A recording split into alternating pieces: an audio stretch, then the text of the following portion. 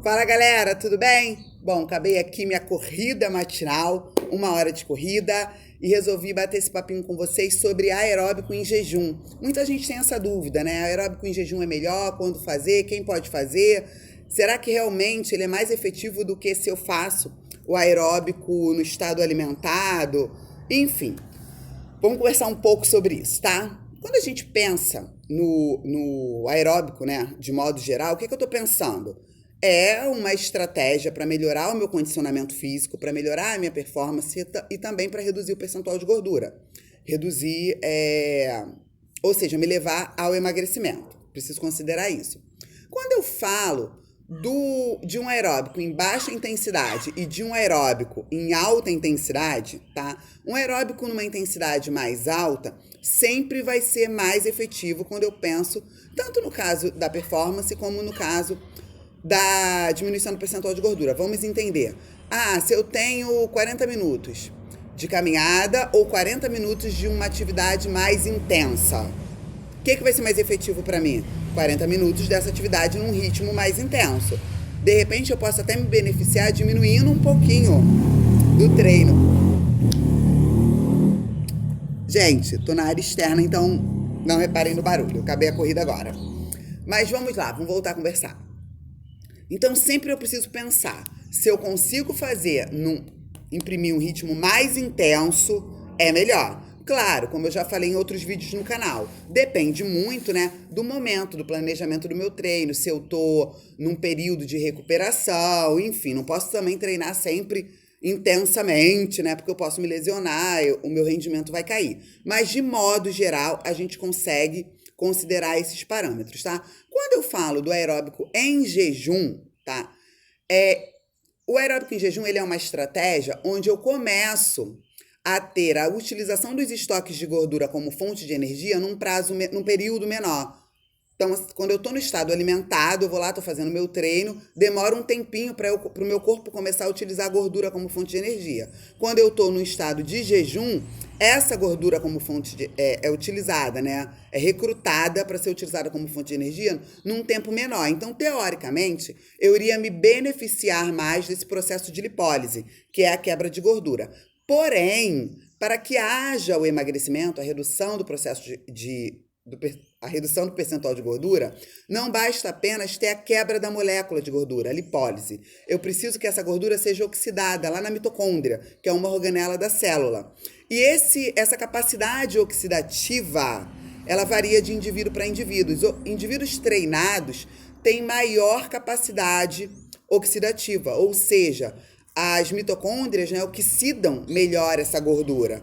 Então, se o indivíduo ele não é treinado, ele ainda não tem essa capacidade oxidativa tão efetiva, não adianta ele ter a lipólise, a quebra da molécula de gordura, se essa gordura não vai ser efetivamente oxidada.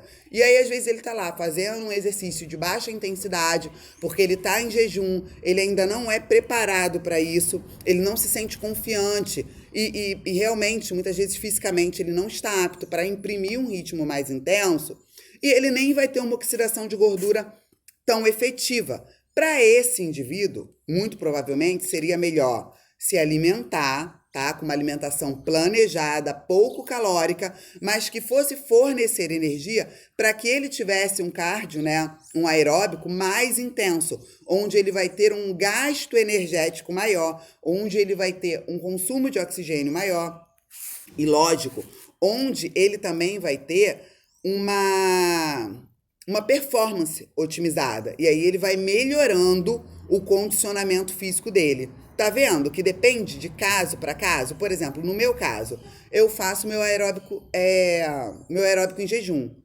Eu sou treinada, eu já faço aeróbico em jejum há muito tempo, então eu consigo correr em jejum, eu imprimo um ritmo intenso. Eu, como indivíduo treinado, já não tenho mais o receio de passar mal, porque indivíduos treinados, eles têm também mecanismos regulatórios, hormonais, né, mais otimizados. Então, dificilmente eu vou ter um quadro de hipoglicemia, eu já não tenho esse receio, então faço minha corrida, eu me sinto mais confortável.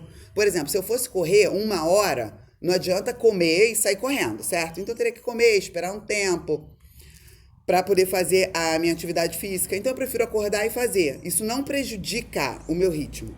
ok? Eu consigo fazer uma atividade física intensa, mesmo estando em jejum. Mas alguém que não consiga, que vai fazer a atividade física meia boca e que também não tem ainda essa capacidade de oxidação de gordura tão otimizada, talvez seja melhor que ele se alimente e vá fazer um aeróbico mais intenso.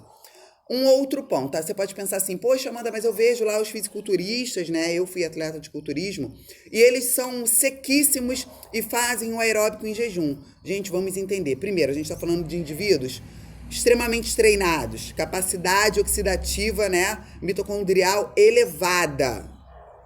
E outra, esse indivíduo, muitas vezes, ele está fazendo aeróbico em jejum lá no pré-contest, quando a ingestão calórica dele já está muito baixa.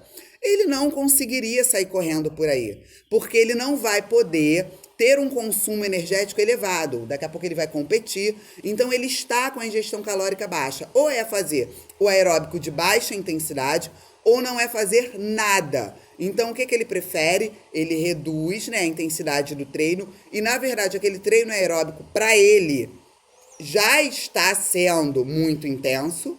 É que pra gente que está alimentado, pode não parecer, mas ele já vem de uma dieta restrita há muito tempo. Então, para ele está sendo intenso. Ele tem capacidade oxidativa mitocondrial muito boa.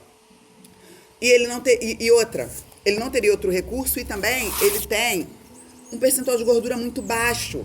Então, qualquer coisa que ele diminua já vai fazer diferença.